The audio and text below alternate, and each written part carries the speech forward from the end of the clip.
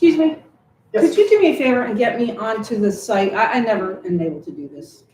Oh, no problem. I'm sorry. Thank you. This is the, just scroll up to the school website, All right, and then go to your education. yeah. And then, And go to board meetings. Yeah. and if I want to get into the portal, I have to sign in up here, right? Oh, yes, yeah. Yeah, to get to the board, yeah, go, I want to sign in. Sign in, and let's see. No, I did the wrong thing. I'm not gonna sign in. Thank you. You're welcome. See, this is what happens. This is exactly what happens at home. It doesn't let me in.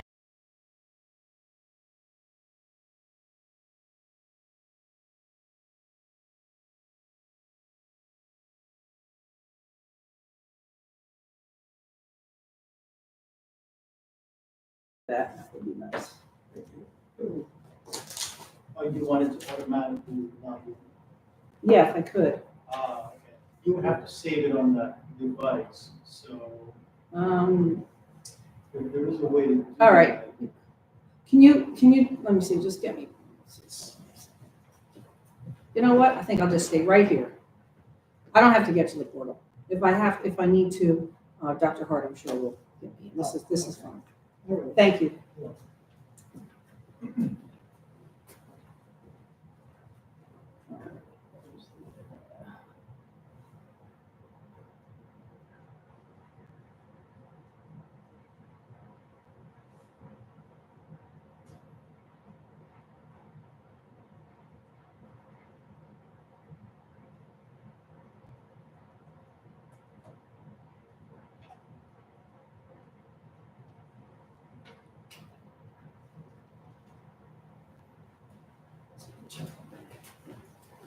Check, check. Check. Check 1, 2.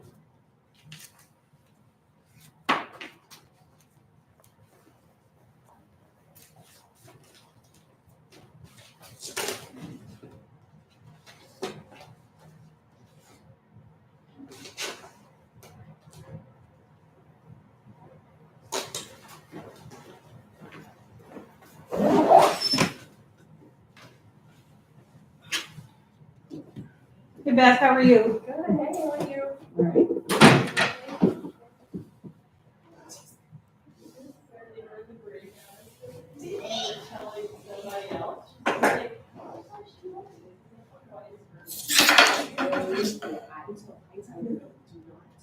Part of that here every day.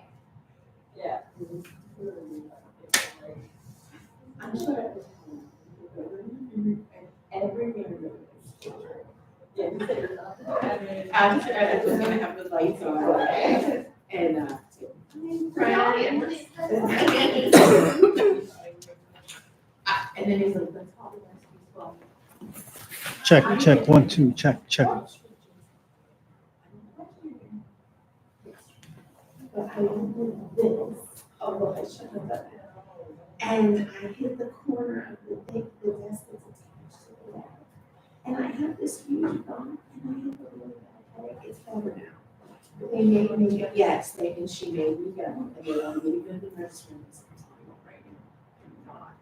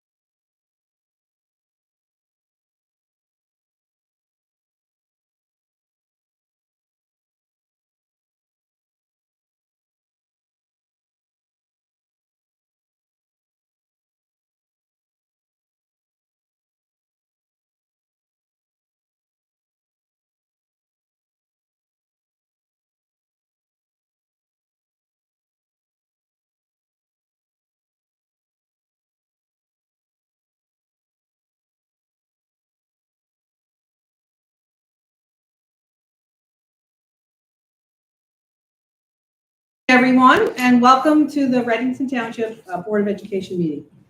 This meeting is being held in compliance with the Open Public Meetings Act and is open to the media and the public. Notices were duly posted and the meeting was advertised in the Hunterdon County Democrat and the Courier News. Formal action may be taken. Can we get a roll call, please? Ms. DePinto. Yes. Ms. Fiore. Yes. Ms. Bogorski. Yes. Ms. Ryan. Here. Ms. Wolf. Here. Dr. Sosial. Here. 3 are absent. Yes. Can we stand for its facts? Pledge allegiance to the flag of the United States of America and to the republic for which it stands, one nation, under God, indivisible, with liberty and justice for all. Dr. Hart? Your superintendent, please. Thank you.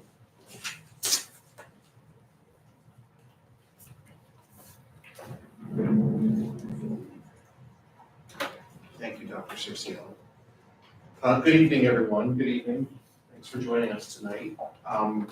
This evening, I'm going to talk a little bit about our current Reddington Township housing developments, as well as its impact on enrollment and some enrollment projections as it's now 2024, January of 2024, and we're planning for next year. It's hard to believe that we're already planning for the 24-25 school year. But we are. It's important for us to review our housing developments as well as our enrollment around this time of year. I want to show this first slide and just call your attention to the fact that this presentation in some way, shape, or form dates back to February 2021.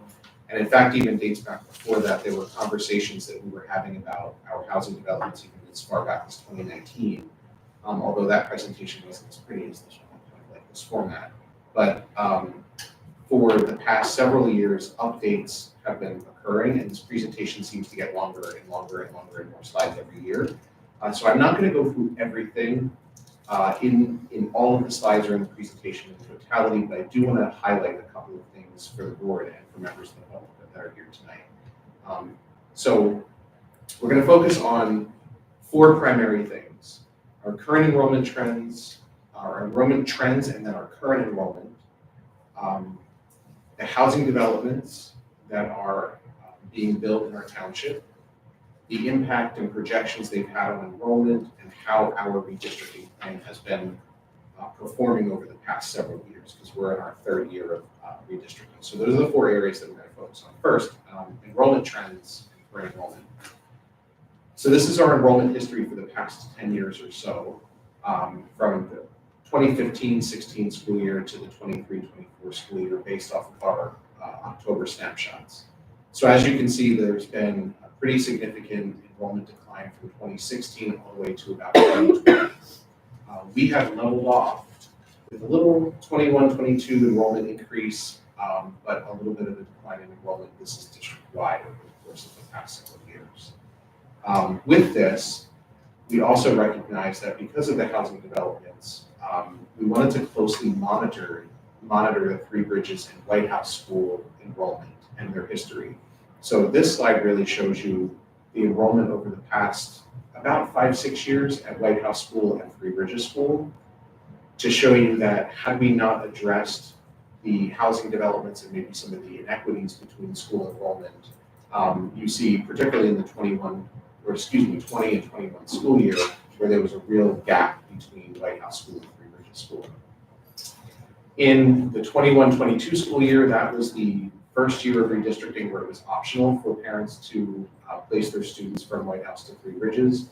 Then 22-23, which was the first year of kindergarten students attending Three Bridges School as opposed to White House, and then the 23-24 school year. And you can see that we've made that gap between the two buildings, and we've kind of shrunk it with our redistricting over the past couple of years, which is great for the buildings. It creates consistency and parity between the 2 K-3 buildings. So our school configuration, members of the public and the board know this, these are our K-3 schools based off of our December 2023 enrollment reports.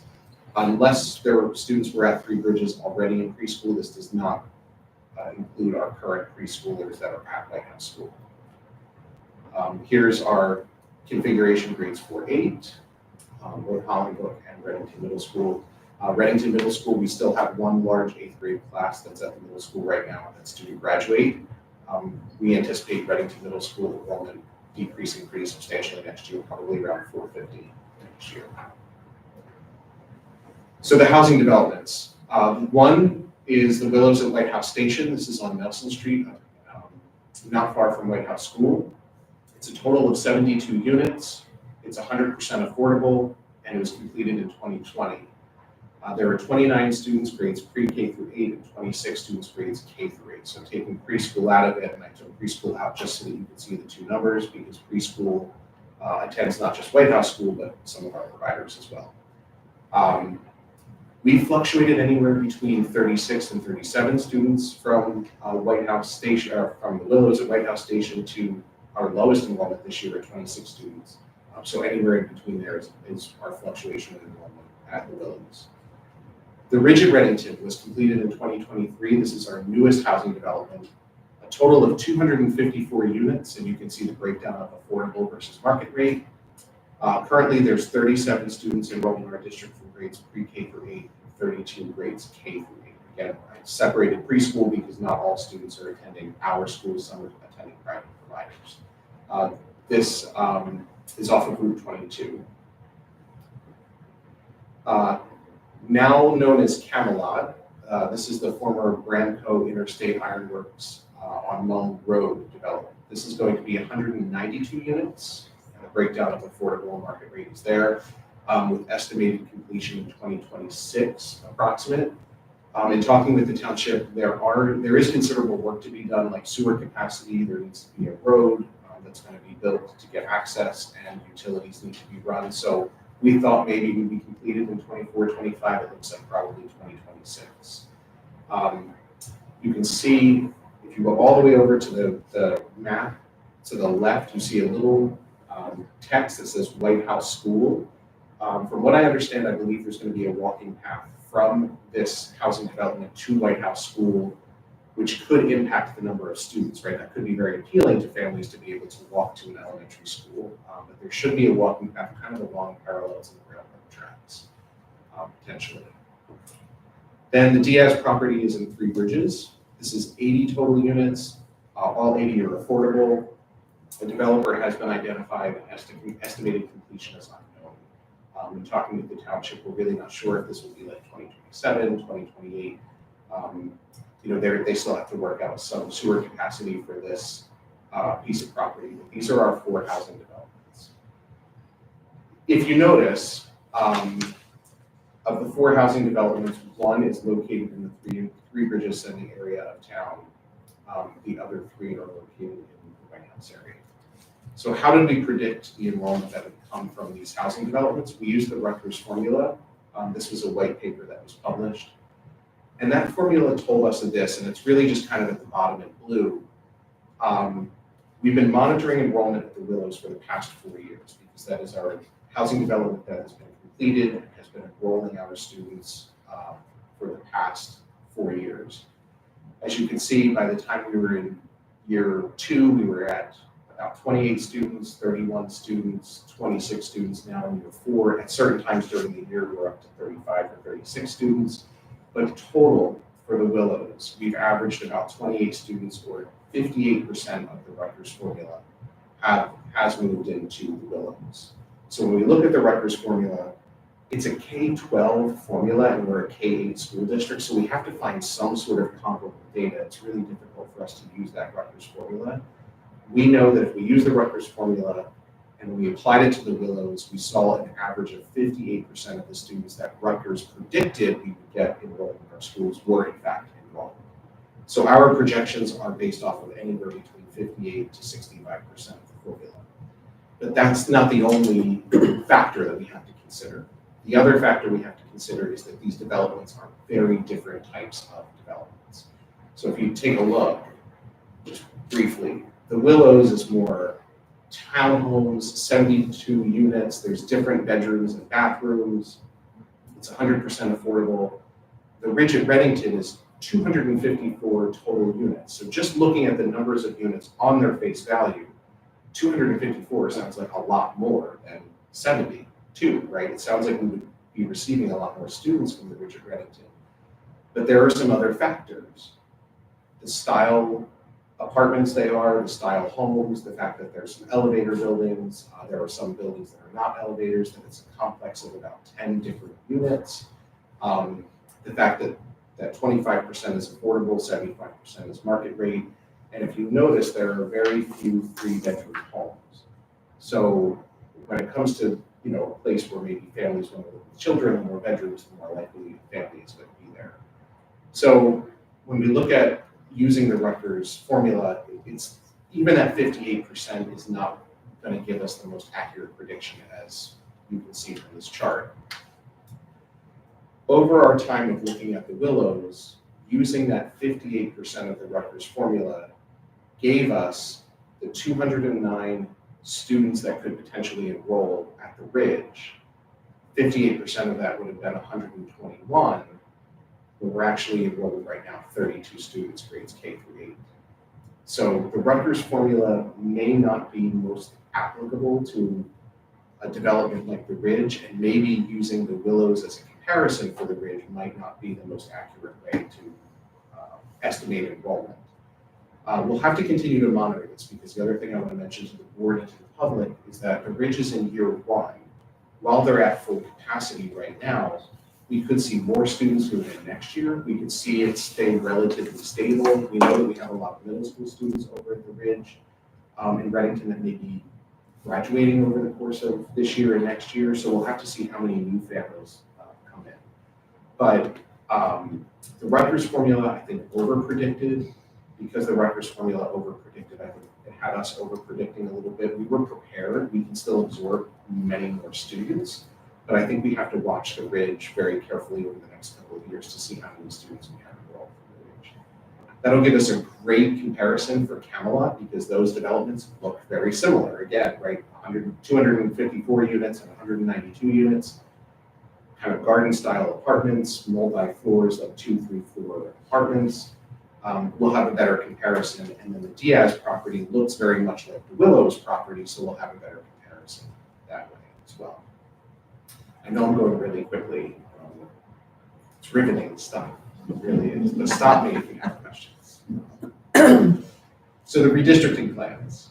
We are in, like I said, we're in year 3. We considered various options. The option that we went for, our preferred option, was option 1, which was this gradual movement of students enrolling in kindergarten from the White House Center region to Three Bridges. So this has taken us a little bit longer to implement, but it was a really nice way for families who had older siblings, attend White House School, who had a connection with White House School, to stay, and then any newly enrolled students were redistricted down to Three Bridges, including kindergarten students. So here's our 5-year plan. We are in the 23-24 school year, so right now, from the redistricted area, students in kindergarten and in grade 1 are attending Three Bridges, and any newly enrolled students to the redistricted area are attending Three Bridges as opposed to White House. Here are our impacted street names. This is the redistricted area. These street names formerly went to White House School, now we're going to Three Bridges School. Here's what the map looks like. On the right-hand side, you see the streets highlighted in green. That's the area that was redistricted. So overall implementation, we're in the 23-24 school year. This was what I reported to the board and the public when we were looking at enrollment in August. So our September enrollment for kindergarten in White House School in September was 70, and Three Bridges School was 63. There were 11 kindergarten students that would have attended White House School. They attended Three Bridges School, which made the numbers 70 and 63. So we moved 11 students from White House to Three Bridges, and then one additional student, I think it was a second grader, perhaps who was new to the district, went from White House to Three Bridges. Total 12 students were redistricted this past September. Combined with 12 kindergartners and 10 students in 1st and 3rd grade the year prior, which is a total of 34 students who've been redistricted from White House to Three Bridges. So an enrollment comparison, if you take a look, Three Bridges and White House, this was as of September, we're at 290 students and 319, about a 19, 29, 30 student difference. Had we not redistricted, it would have been about 100 student difference. So it would have been higher enrollment for White House School, lower enrollment for Three Bridges School.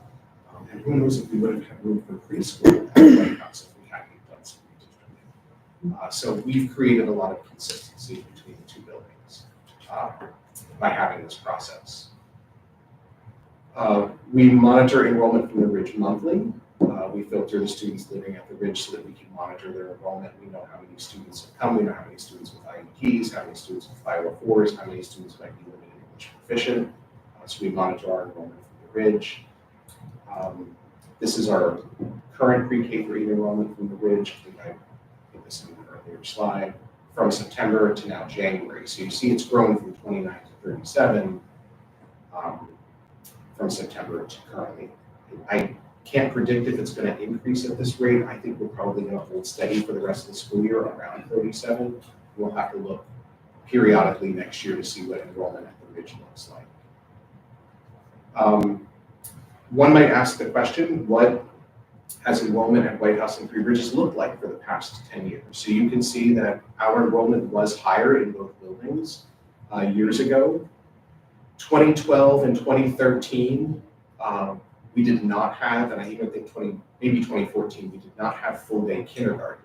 So when we had full day kindergarten, we had to open up more classrooms. So while there was a lot more room in White House and Three Bridges 10 years ago, remember with full day kindergarten, we now have less classroom space because now half day has split into 2 full day classes.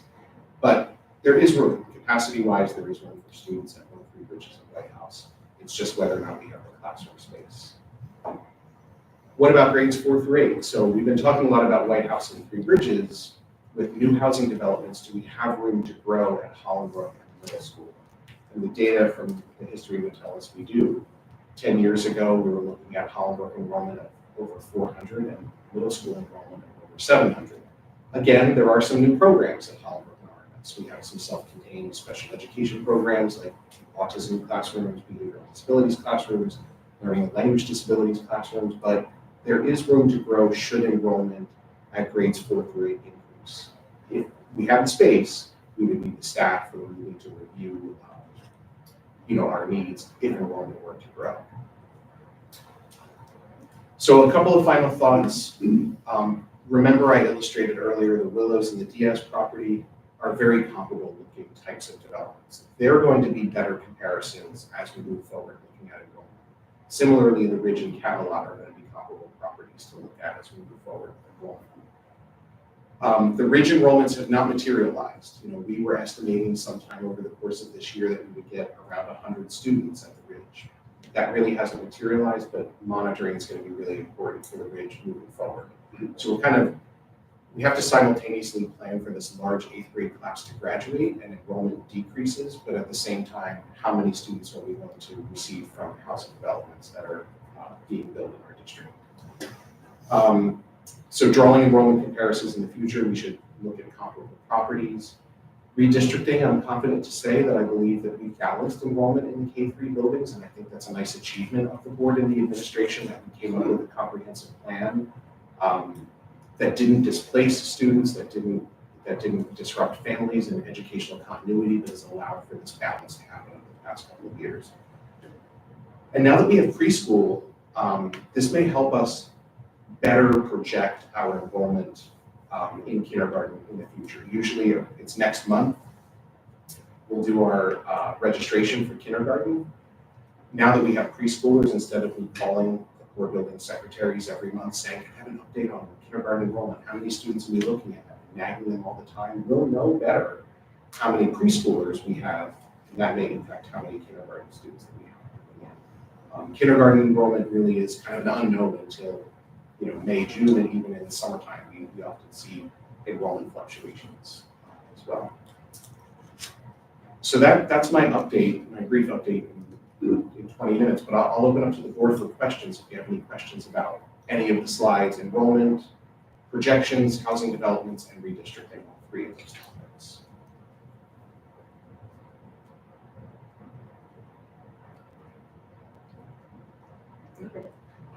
It's good? Did you, just to clarify, Yeah. the numbers for White House School and Three Bridges, you said they did or did not include preschool?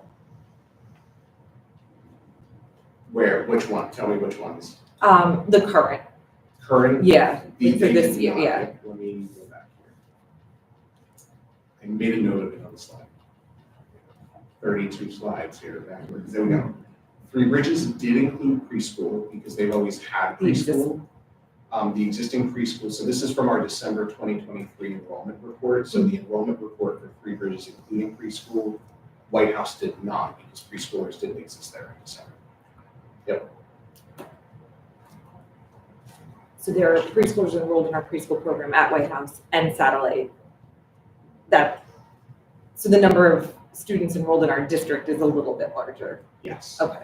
So I talked with my secretary, Doreen, on how we capture the preschoolers now, right? Because the enrollment report that you approve every month now is going to include Three Bridges. You might see next month their enrollment might look a little bit different because now we went from 2 half-day preschools of 27 students to now 1 15-student preschool, general ed preschool at Three Bridges, and now we've added 2 preschools to White House School, plus the private providers. And what we were gonna do is just put preschool students in Three Bridges and White House on the enrollment report, and then have a different enrollment report for the private providers.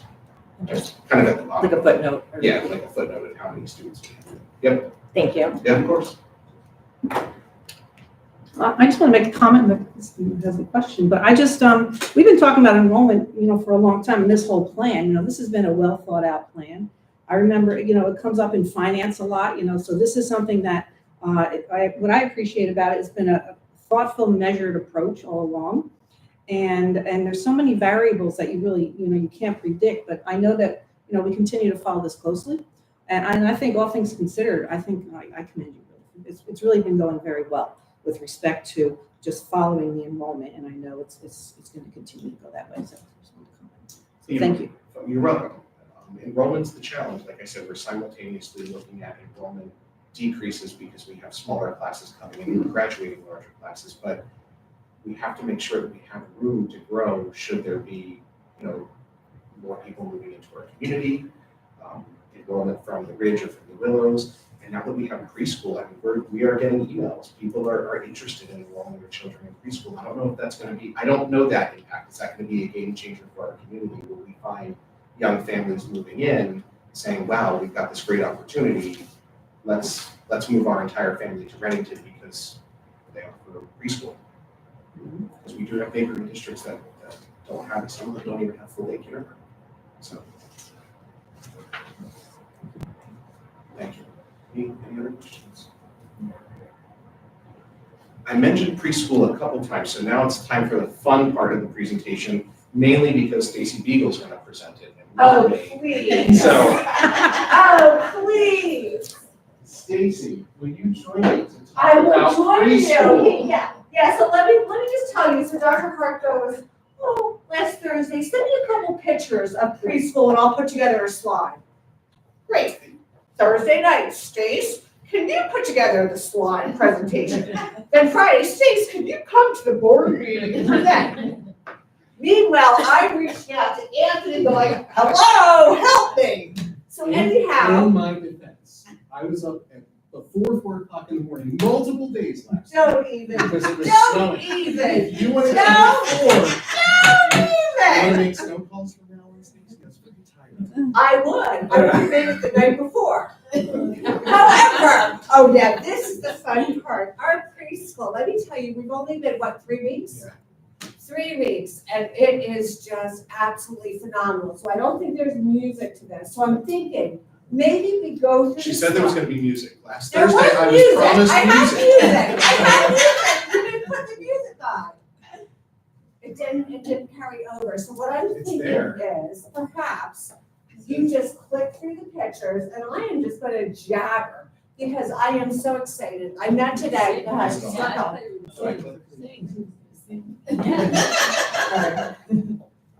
Sorry. Don't encourage. So we are coming up with a name for our preschool. What's that?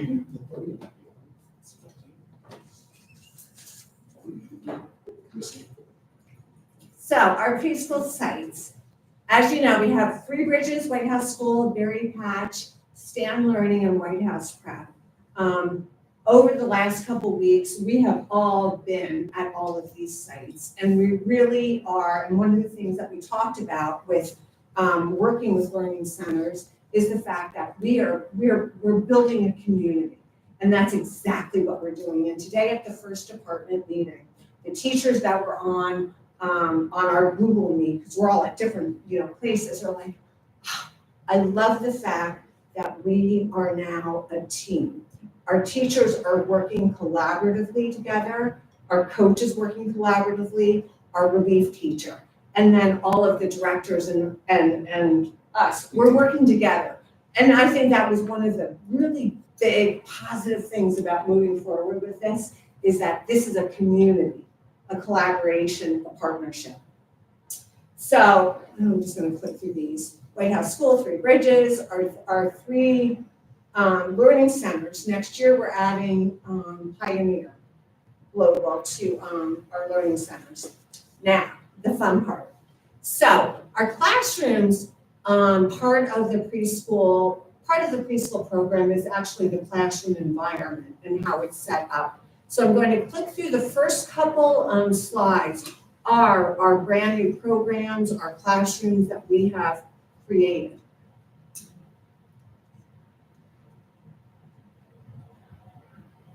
Learning environment is huge in terms of when you're taking a look at evaluating the program. The centers, making sure that each of the centers are visible to the teachers. This is our berry patch. Okay, now we're getting into the fun part. This is the first day. Anthony and I were at Berry Patch welcoming the kids, and it was so much fun.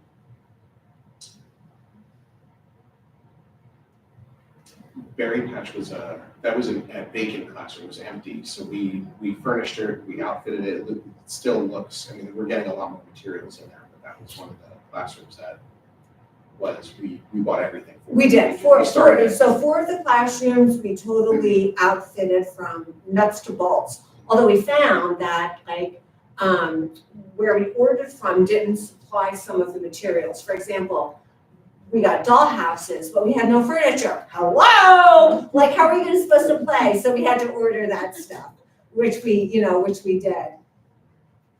But look at these little kiddos, they transitioned so quickly to the classroom. And I met with the teachers today. I'm like, how did the kids do going from half day to full time? And they're like, oh my God, I think the teachers had more of a challenge than the kids. But just so look at these little faces.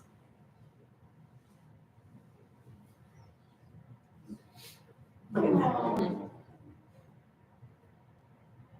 So this is just the first 3 weeks. And the first day, Dr. Hart and I had, we met up at White House School because we had a family conference. And it was like the whole winter vacation, we're gonna have a snowstorm, this is gonna be crazy, we don't have the teachers, and we truly didn't have a full staff until this past Monday.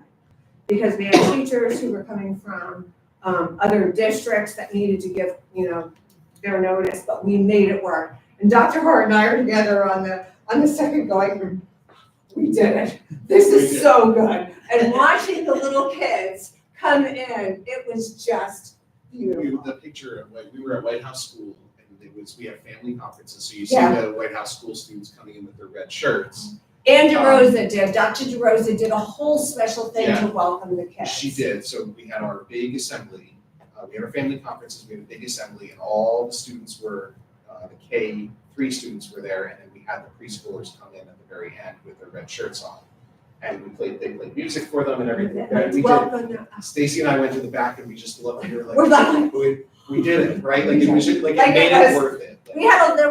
We're still building the plane, mind you, don't worry, and there was like turbulence, but we did it, we did it. It was a total community, and the teachers and the paraprofessionals and the relievers, they made it happen. They did. We really did, we just like said, you do this, we got this, right? You might. We did it.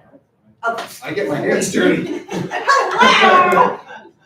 We did, it was an enormous team effort. I mean, you can see it on the kids' faces. This was something that, yes, I'm sure we made a lot of preschool parents very happy with free preschool and refunds right before the break and everything like that. But at the same time, like we did this not necessarily for that, although the financial matters, but this is making such a huge difference in the lives of kids, right? We've enrolled more kids, there's more access to preschool. I think this is going to pay dividends for our district and for the community, for years to come. So it's been an enormous work. We're still building the We're still plane. working, but it's all good in terms of what we're working on. Stacy, Jason with all the financials and working with all the private providers, Don Race in the facilities department over winter break. I think we talked about this in finance. But we needed to, we didn't, I don't think we had furniture before winter break. We did. Originally, We furniture had into teachers classrooms. come in Yeah. over winter break to set up classrooms.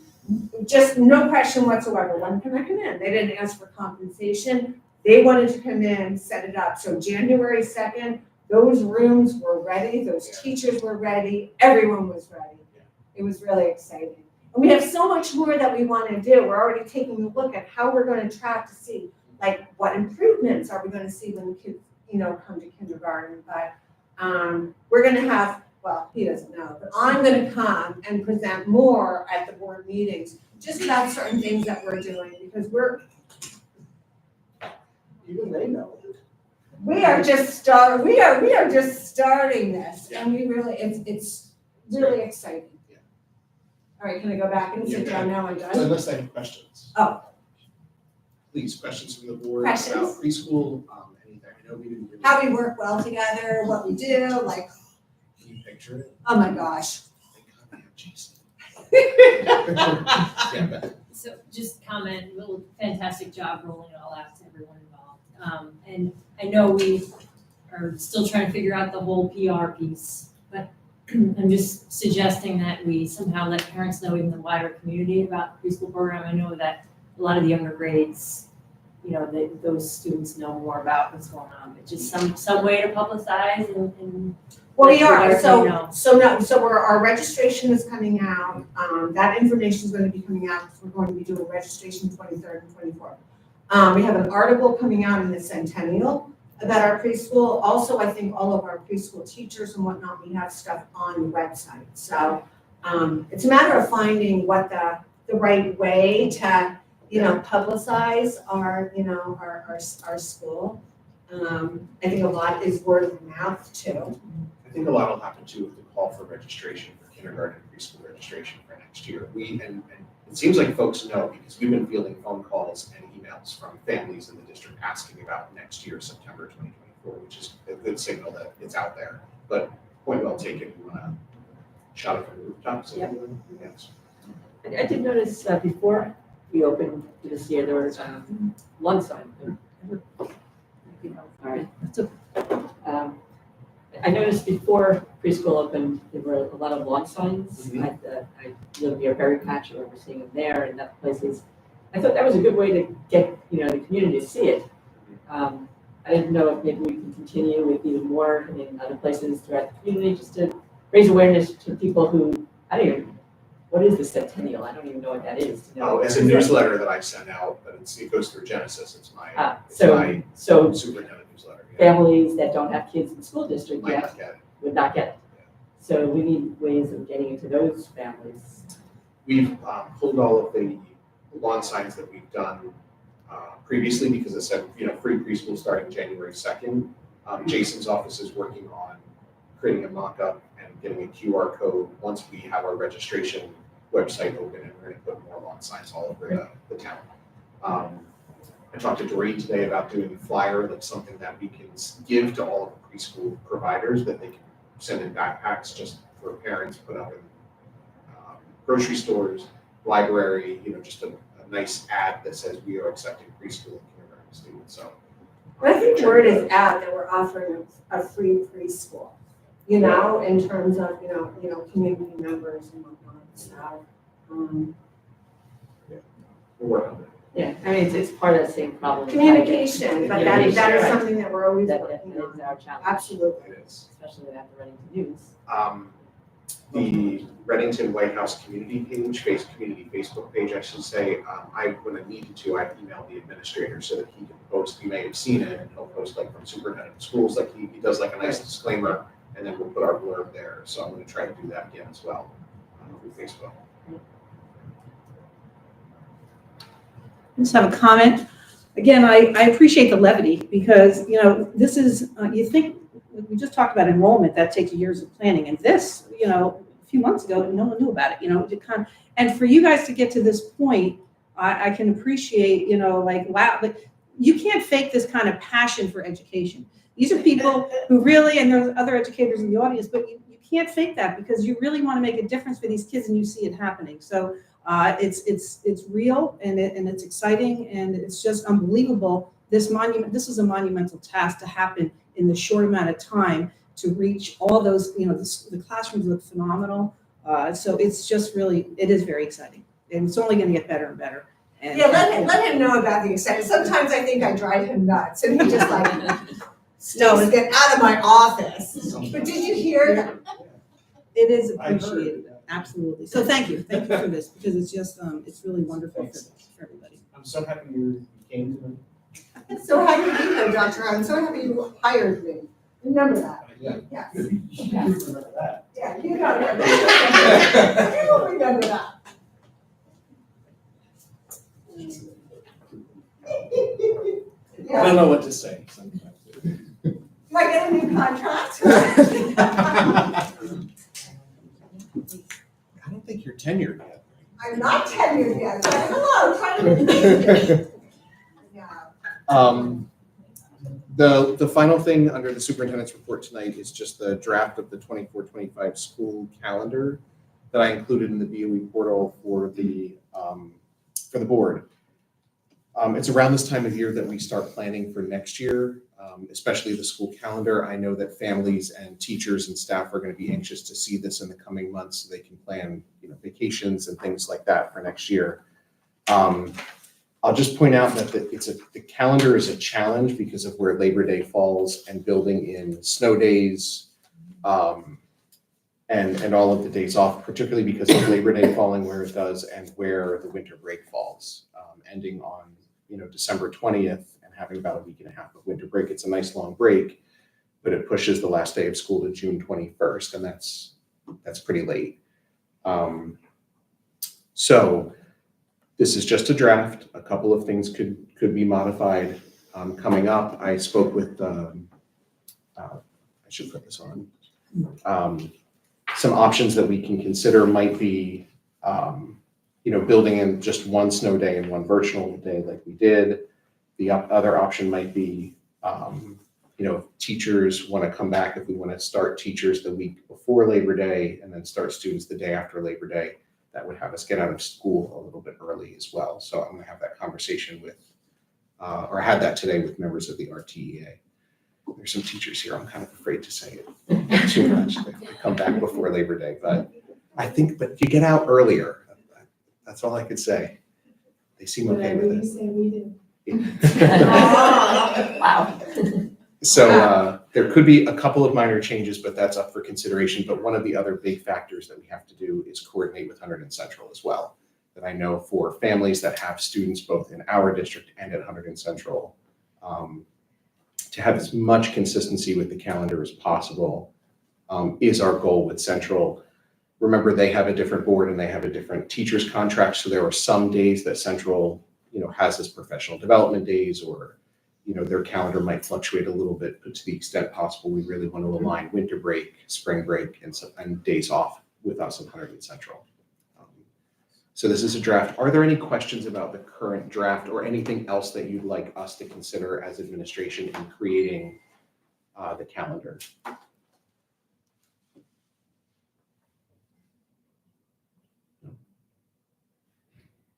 Okay. That's my superintendent's report. Thank you, Dr. Hart. Okay, we are now open to the public, limited to action items on the agenda. But before we get started with that, I just wanted to mention to everyone in the audience that, just to remind everyone that this board operates in committees. So everything that's on the agenda has been discussed extensively in the committee. So I just wanted to mention that it's before anyone, if you listen to any comments to make, you're certainly welcome to come up, and this would be the time. Tom Curtis, White House. So I just had 4 questions about the preschool. So the preschool is based on a grant, correct? So how many students did that ultimately cover? And what was the amount of that grant? And then basically, what are the ages that the preschool covers?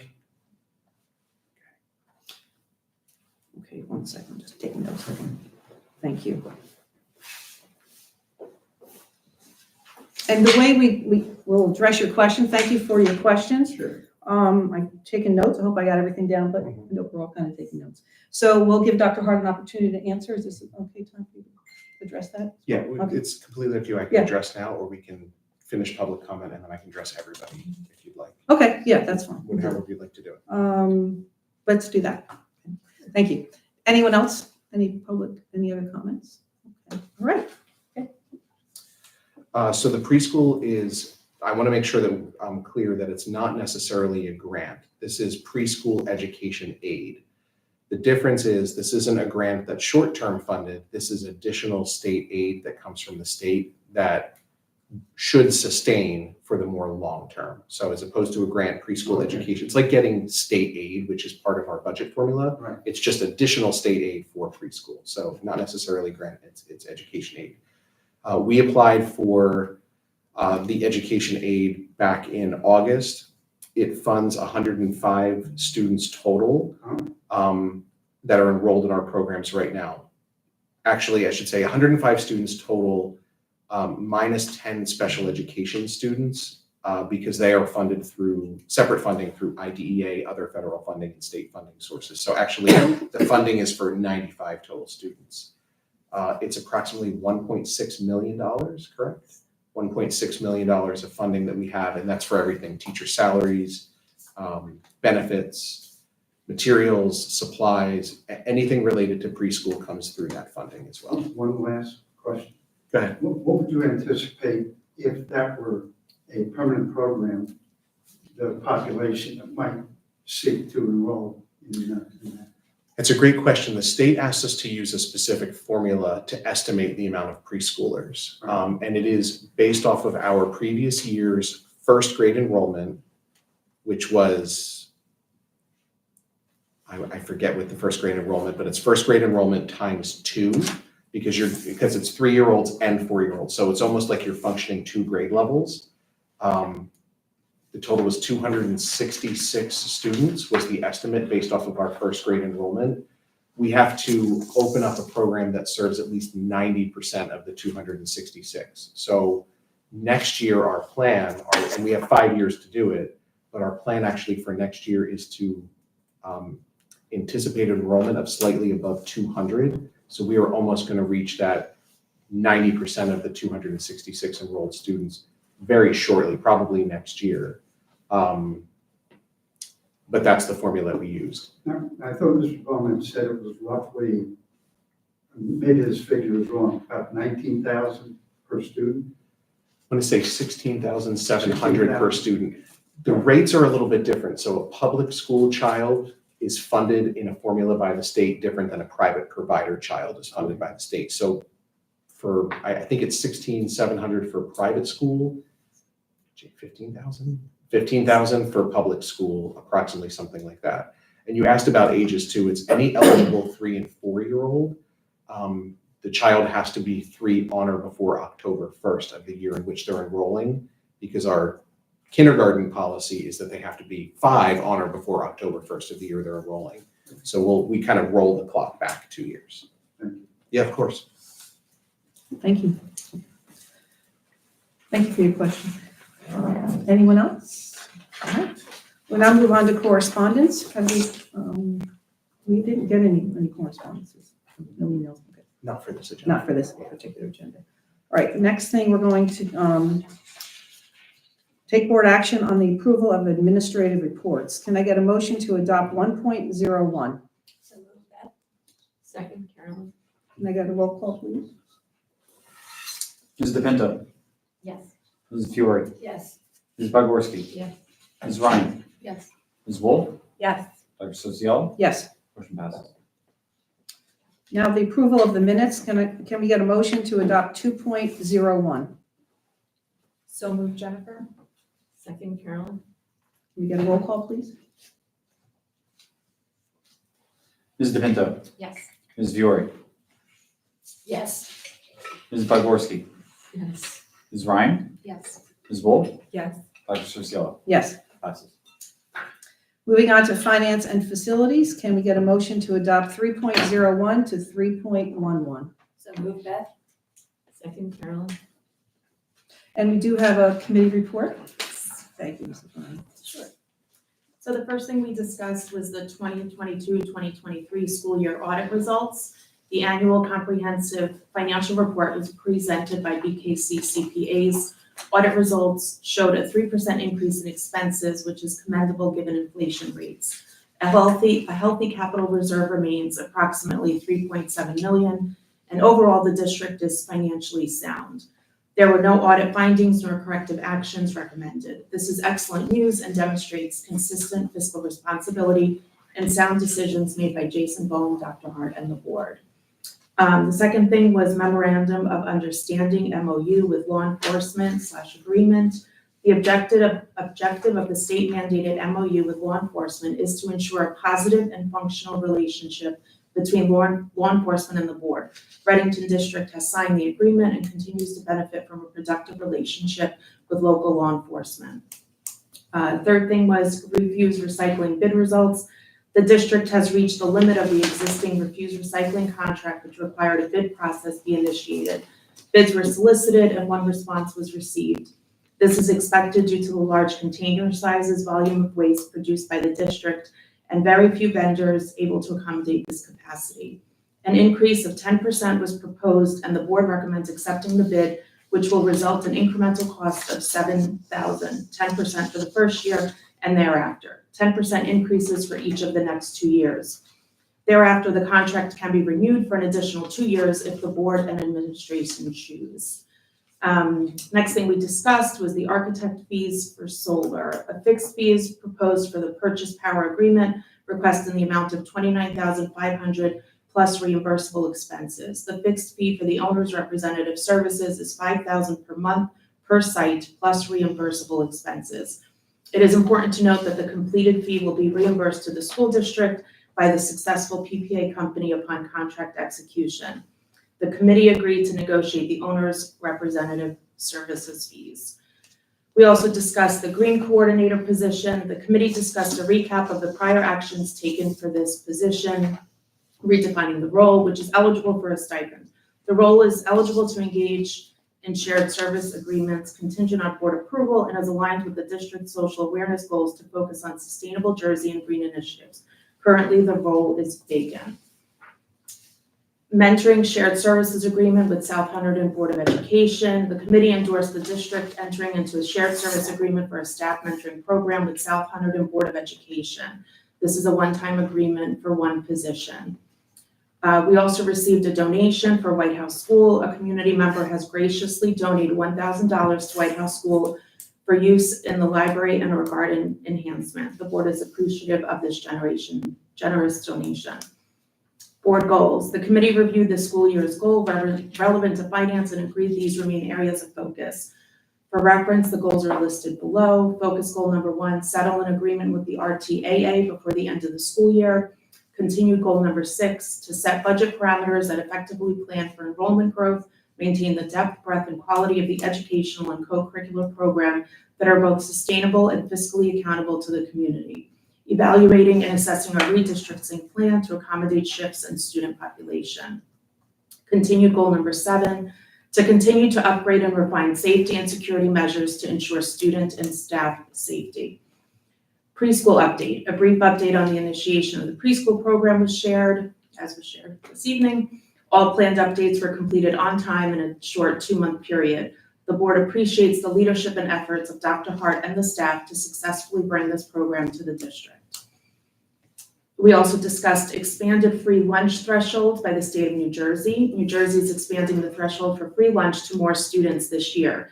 An additional expansion is expected next year. Funding is provided via both federal and state funds. This important program benefits children, Mascios Food Services, and the district.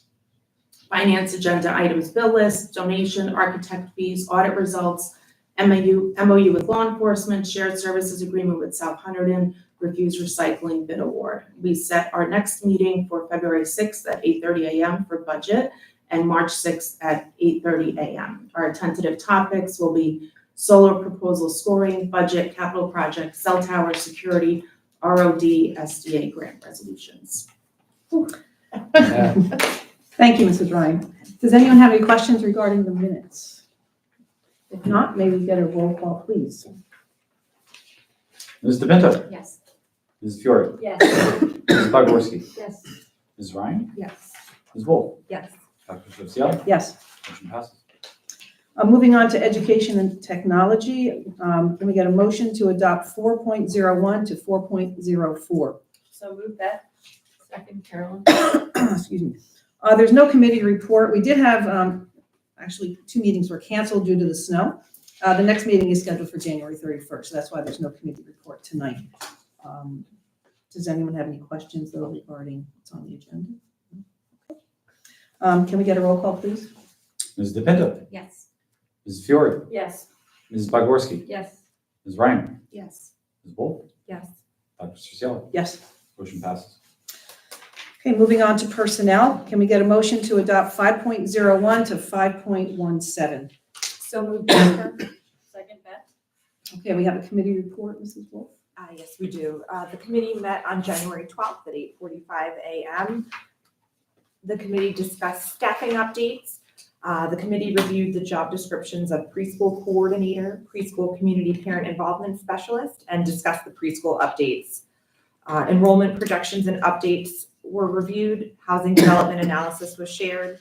The HBS principal search, the search for the new HBS principal is progressing. Discussed staffing requests for the 2024-2025 school year were reviewed. Personnel matters and focus goal number 1, settle an agreement with the RTAA before the end of the school year, and discuss continued goal number 6 to set budget parameters that effectively plan for enrollment growth, maintain the depth, breadth, and quality of the educational and co-curricular programs that are both sustainable and fiscally accountable to the community, evaluating and assessing our redistricting plan to accommodate shifts in student population. Agenda items are hiring of staff, preschool job descriptions, substitutes, and retirements. And the next meeting was set for Friday, February 9th at 8:45 a.m. Thank you, Mrs. Wolf. Does anyone have any questions regarding those minutes? Okay, can we get a roll call, please? Ms. DePinto. Yes. Ms. Fiore. Yes. Ms. Podgorski. Yes. Mrs. Ryan. Yes. Ms. Wolf. Yes. Dr. Seuss. Yes. Motion passes. Okay, moving on to communication. Can we get a motion to adopt 6.01 to 6.03? So move that. Second, Jennifer. And we have a committee report. Mrs. DePinto, can you read that, please? Sure. Thank you. The Policy and Communications Committee met on January 16th. It was a virtual meeting at 4 o'clock.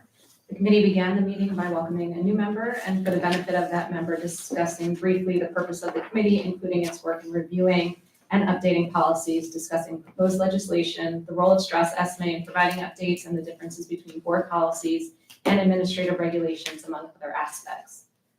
For the communications planning update, the committee discussed how the board had approved the shared services agreement with the public relations consultant. Dr. Hart has scheduled a first meeting with the consultant to discuss planning and our communications objectives with a goal to launch our communications plan in September. Dr. Hart will provide another update after that meeting. There was discussion about how to better advertise board meetings apart from the board briefs and the newspaper notices, and Dr. Hart indicated that this would be part of his discussion with the consultant. The committee also discussed possibly having a newsletter or targeted mailings as a communication method. One member emphasized that we should strive to integrate the consultant's proposals into a plan so that we do not merely have proposals without action, and to regularly update stakeholders about the goals achieved. Then we discussed Alert 231 for policy 5111, which is the eligibility of resident, non-resident students. Regulation 5111 for the eligibility of resident, non-resident students. Policy 5116, education of homeless children and youths.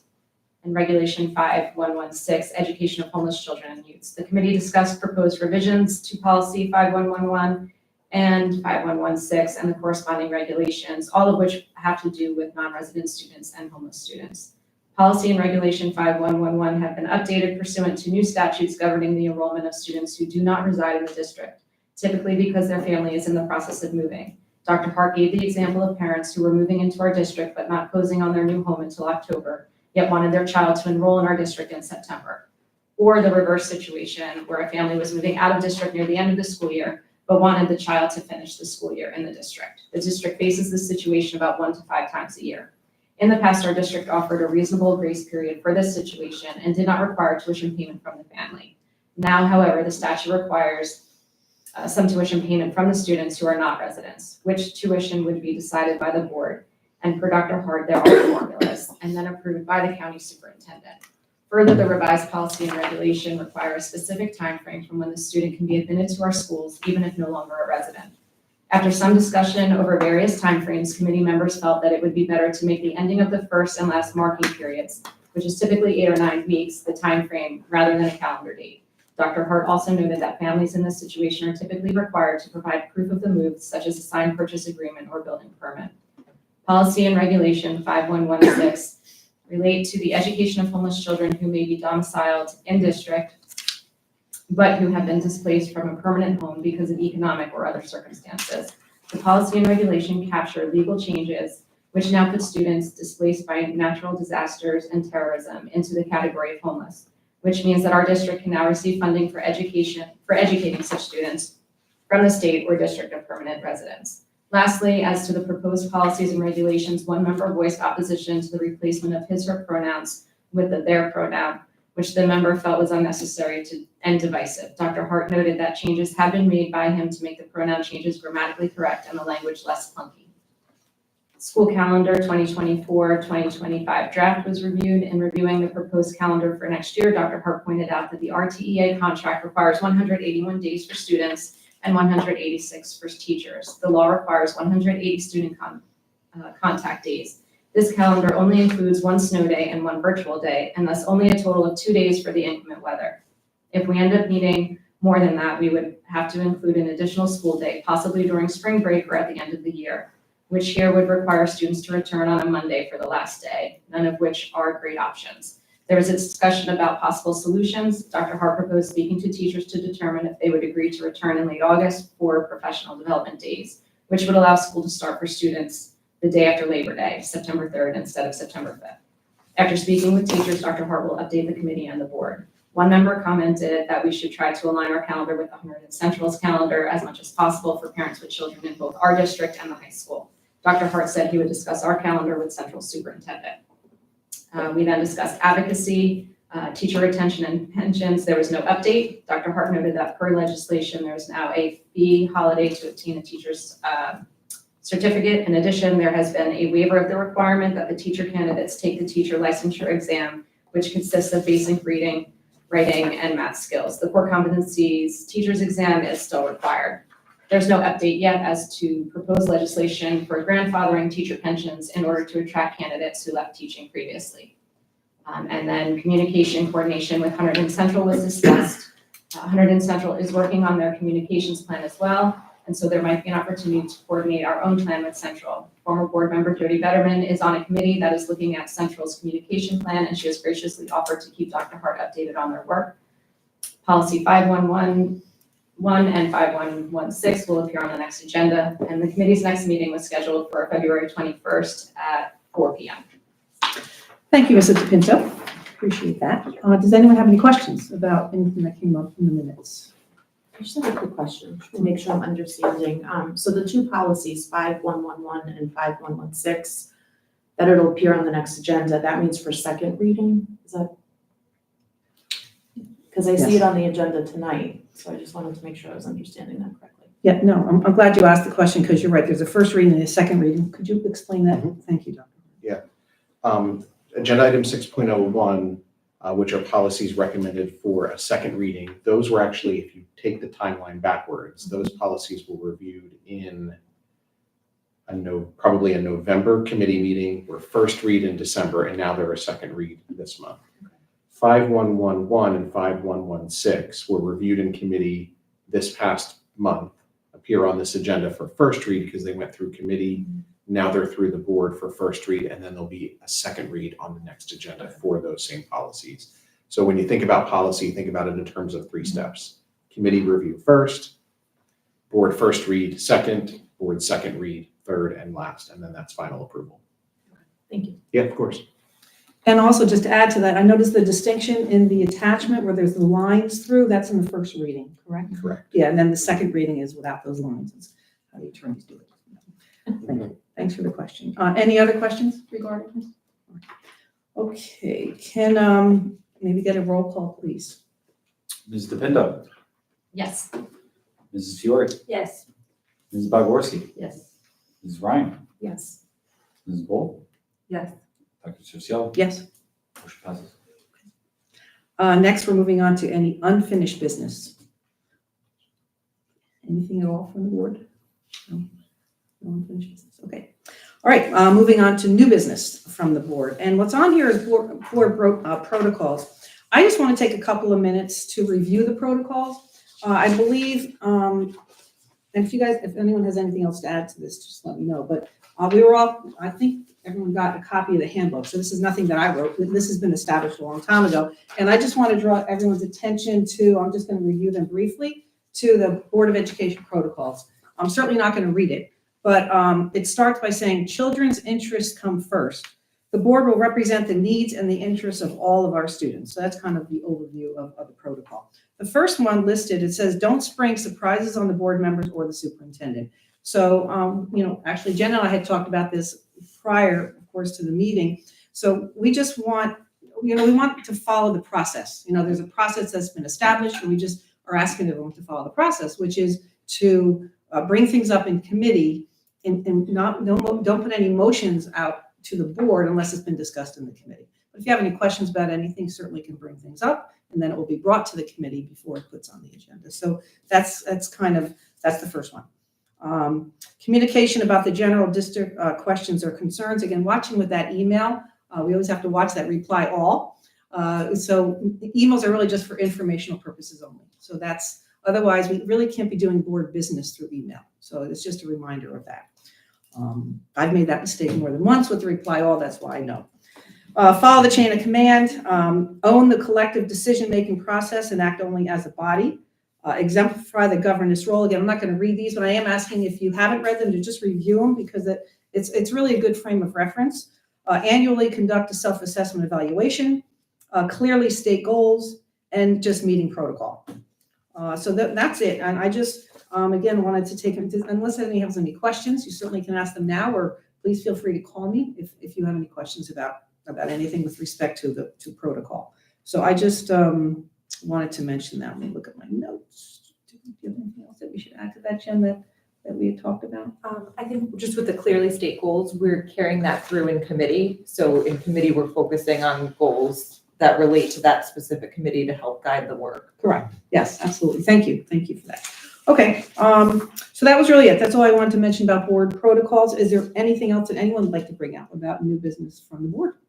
Can I ask a clarifying question for this self-evaluation? Do we have a timeline of when that's going to be for board members? I remember that's always like in the beginning of the year. Do you know when that's going to be? No, but I will certainly find out. Unless Dr. Arch, do you have any information on that? Last time we did a self-evaluation, I thought we did it in the spring, if I remember correctly. around the time or right before the time that you're doing the superintendent That's what I was gonna evaluation. suggest. I feel like they both happen at once, and then we save the results of the self-evaluation, we use it in our July retreat. But I remember it being a lot for board members to do both the self-assessment survey and the superintendent evaluation surveys all at the same time. So maybe Camille and Jen, maybe we want to talk about when we want to do a board self-evaluation, if we want to, if there's a specific timeline to do it. Okay, did you have a suggestion? No, I didn't. I really like that. I think it's a great way to see as a board member, individually where you're at and then what things you should be looking out for. Right. So it's just, I like kind of doing it earlier in the year. Yeah. Than later. Sure, okay, that makes sense. We can talk I about it. think if I remember correctly, didn't our consultant, Judith Wilson, I thought that she had a tool that she sent to you, like a Survey Monkey or something like that. She received all the results, compiled everything, so none of us had anything to do with it, and then she brought it to the retreat, or shared it with us in advance, and then brought the results to the retreat in sounded July. familiar. That sounds most familiar to me. I have to look back at my emails, though. Yeah, okay. Yeah, so we can talk about it, but thank you for bringing that up. I'll make a note. All right, does anyone have any other questions about, or anything at all, any new business at all? Okay. All right, we're now open to the public for anything on or off the agenda.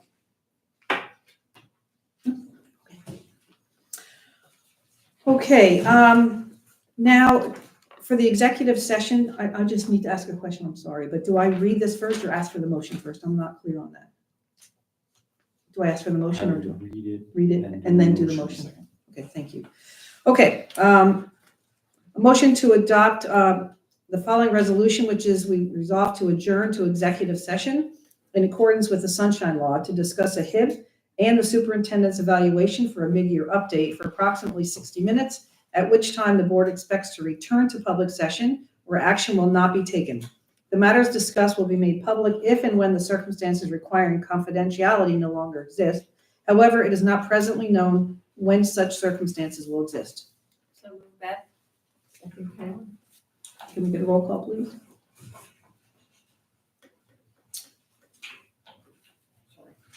Mrs. DePinto, Yes.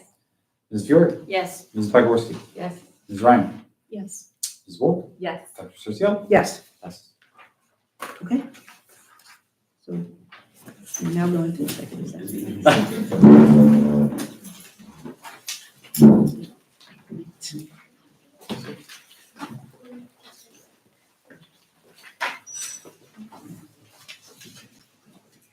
If anyone wants to take a quick break, then we'll come back and convene. Hi. You got anything to say?